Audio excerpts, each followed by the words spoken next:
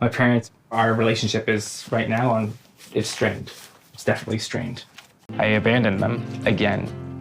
So if I have to come back, I would be coming back to nothing. Moving to another country is never easy, but burning all your bridges with your family before you move might just be one of the worst ideas ever. But that's exactly what James has done. And to make matters worse, his plan for when he actually arrives in Indonesia doesn't exactly sound rock solid. I have a lot of anxiety. Will I be able to take care of us when we get there? Is the banana chip business gonna work for us? Why, James? Why? Why are you leaving a steady, well-paid job to go and sell banana chips? But before we get to just how bad their plan is, let's rewind to the very start. So meet James and Matalia, or Tata as she likes to be known. He's a 33-year-old outdoors-loving guy from Maine, and she's a model from Indonesia. Now, the pair have been married for 2.5 years. They've been living in Maine for all that time. But due to her health issues since arriving in America, Tata has now moved back to Indonesia, and now James is on his way to join her. But the thing is, in typical true 90-day style, there's quite a few red flags. You see, James has already lied to her about wanting kids. He doesn't want any, despite telling her that he did. And then we also have the issue of their dog. Never thought I'd be saying goodbye to you, little man. Love you. Be a good boy, okay? See you again soon. Yeah, that is incredibly sad. But if you think it was hard for James, just imagine how Tata felt. He hid from her the fact that they wouldn't be able to take Jojo with them. At least not yet. Not until Indonesia eases its rabies policy. He only told Tata this news, this bombshell, hours before her flight back to Indonesia. Yeah, understandably, she was devastated. And it's definitely not easy for James either, as he reveals he'll be giving Jojo to his friends to look after until he's able to safely fly him out to Indonesia. But it's curious how he's leaving Jojo with his friends and not his family. And get this, listen to what James says after the painful goodbye. It was really difficult to say goodbye to Jojo. That was the last little bit of family I had here right now. Wait a minute, what does he mean by last bit of family? I thought his entire family lived very close by. Didn't he tell us he's very close to his brother and his parents? Ah, well, that brings us to the next red flag. You see, not only has Tata already left the States without saying goodbye to his family, but James himself has also left it very, very late to tell them. Yeah, who'd have thought lying to the people that you love doesn't often work out too well? My parents, our relationship is right now it's strained. It's definitely strained. Now, when we finally saw him in the last episode pluck up the courage to finally tell his brother and sister-in-law that he was going to be relocating to Indonesia permanently in less than a week, they weren't exactly happy. They warned him he should probably tell his parents too. It felt like there was bound to be some family drama. And although we were waiting to see how that news would go down, it turns out we aren't going to get the chance to see or get to know his parents, because he finally informed them off camera. Off camera just days before he was due to leave. It went about as bad as it could go. Mom was just saying how she's not happy about it. It's really short and last minute. She was crying. This news floored his parents. His mum was crying and his dad couldn't even speak to him. Now, you might hear that and say, that sounds unreasonable. You might say, he's an adult, he's a married man with his own life to live. His parents have no right to guilt trip him. But the issue is, he works for his family business. And not only that, but he's pulled this stunt once before. I've done this before in the past. It was just a move to Florida, but this is outside of the country.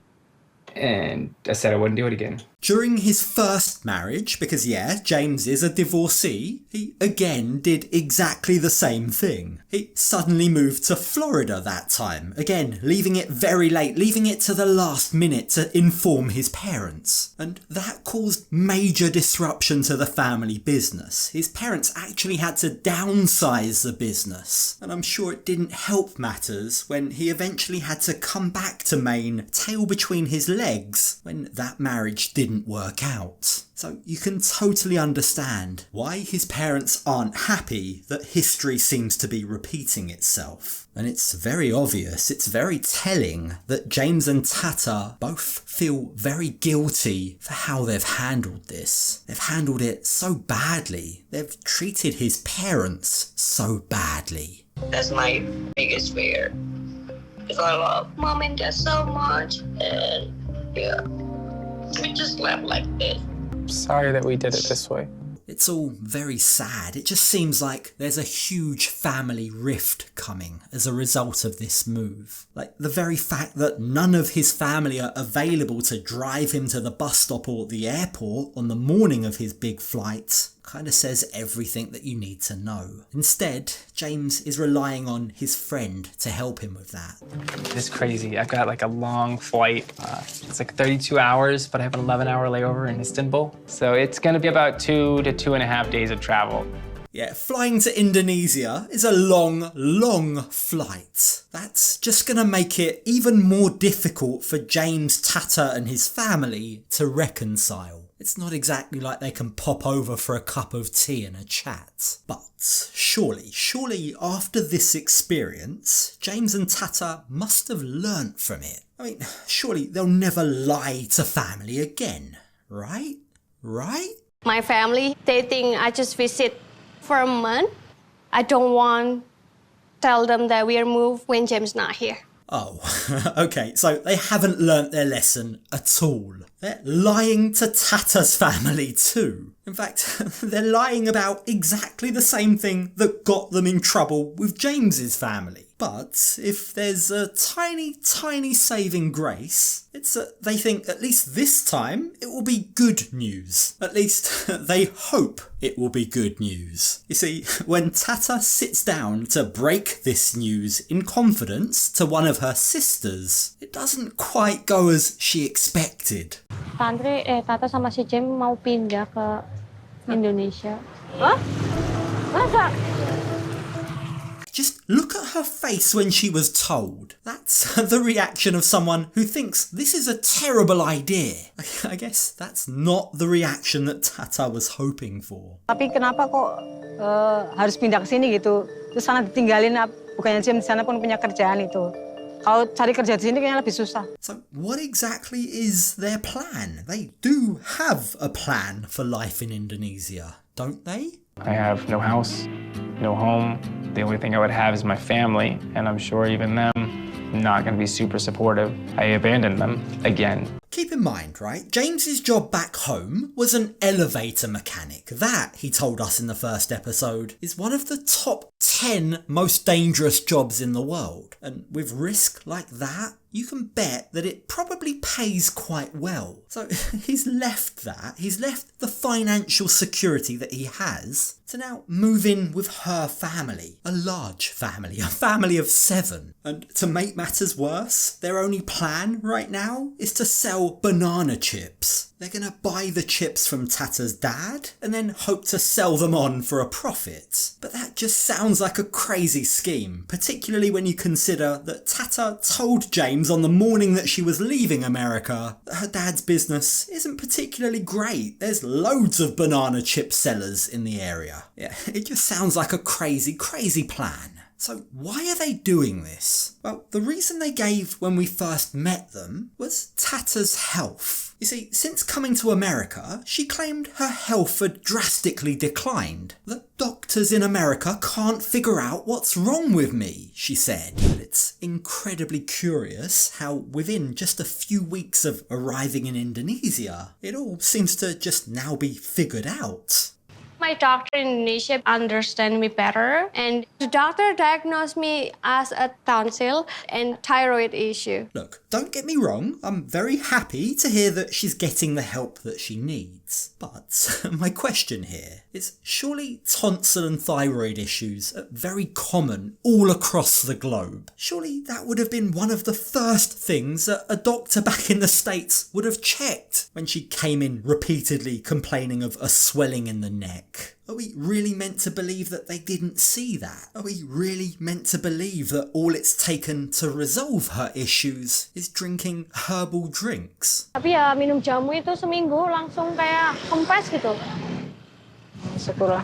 The swollen is getting smaller and I feel so much better. Now, of course, I get that she might feel more understood in Indonesia, but if that's the case, couldn't she have just gone home for a few months and then returned back to America? I just really struggle to understand how this could have been the biggest reason for them moving there. Respectfully, not to downplay the issue, but it doesn't seem to be that big an issue. So, was there something else at play, perhaps? Kenapa emang sana kenapa?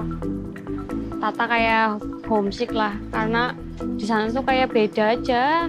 Now we're getting to the real source of the problem. Moving back home because you're homesick is completely valid. Not everyone can adapt to life in another country. Maine and Indonesia are worlds apart in both weather and culture, it seems. You can understand why Tata is so very happy to be back home.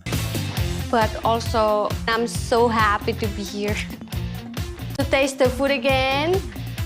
And then just to smell everything here. What's that famous saying? There's no place like home? Yeah, there's nothing quite like the food that you've grown up with, your friends and family around you, even the weather. Look how much nicer the weather is in Indonesia as opposed to back home in Maine. For now at least, everything seems idyllic. She seems very happy, and deciding to move back for those reasons is fine, as long as you know what you're getting yourself into. As long as you know the risks that it brings to your marriage. So you're gonna be staying with her, with her family this time, right? Yeah. At their house. 7 people live in that house. I didn't know that. That is a lot of family members all under one roof. There's 7 people currently living there, and then James and Tata will be living there too. So would it be a good idea perhaps to give Tata's family a heads up? Let them know that they'll also be moving in for a while? It doesn't exactly seem like Tata's family are rolling in the money. You've got to imagine that 2 more people in the household will be a financial strain on them. Unless they expect James to be paying his way. Yeah, that remains to be seen. But one thing I'm pretty sure of is we're gonna get a lot of drama from this arrangement. And I'm not the only one with that opinion. Terus kalau mau pindah sini terus jangan tinggal sama papa sama mama, ada titik itu kuncinya. Kalau bisa ngontrak sendiri. Oh gosh, not even Tata's sister thinks that moving back in with her parents is a good idea. But Tata says, we want to try and save money on rent. We don't know where our money's going to come from. We need to try and save as much money as possible. But at what cost, Tata? Berasa aku juga nggak mau kehilangan istriku, aku nggak mau kehilangan suamiku gitu. Yeah. Is that where the couple's headed? Are they going to move all that way just to damage their marriage beyond repair? That would be tragic, wouldn't it? Especially given how much these two deeply seem to love each other. Her sister is pretty sure there's going to be a lot of conflict, and it looks like her doubts are beginning to get into Tata's head. All of a sudden, since talking to her sister, she's now beginning to question whether staying with her family is actually as good an idea as she first thought. James don't like being told what to do, and my dad like to tell people what to do. My dad so disciplined with everything. And then he liked to do things his way. Oh yeah, I can definitely see fireworks coming in the future. Not only will they be staying with her dad, who seemingly likes things done his way and his way only, but let's not forget, they're also indirectly, or directly, depending on which way you look at it, going to be working with her dad too. So what kind of income might they expect from this banana chip business? Soalnya kan dia orang luar negeri kan, terus bahasa komunikasinya belum lancar.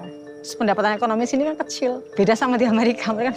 It just gets worse and worse, doesn't it? No ability to speak the language, and the minimum wage is low. How low are we talking? Well, if Tata's current job is anything to go by, she's currently helping her sister to sell flavoured ice at her stall. Earnings could be very, very low. We're talking just a few cents. I'm now helping my sister selling flavor ice, and then she pay me, at least a little bit. Is it just me, or does this give very strong flashbacks to Brandon and Mary and the shop that they set up over in the Philippines? Sorry, not to pour fuel on the fire, but I'd be freaking out if this was the only plan I had for my big move across the world. This sounds more like a child working for pocket money than it does like a serious business. I just really hope that James knows what he's getting himself into. I mean, I've been second guessing it every day.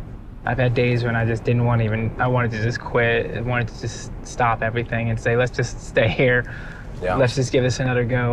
I'm with you, James. I've got a sneaking suspicion that you might regret not listening to your gut instinct. But it might be a bit too late now. James is on the way to Indonesia and there's just no turning back. This is gonna be a very interesting couple to watch. I think the love is there, which is a good foundation, but sadly, I don't think this move is gonna end up working too well for them.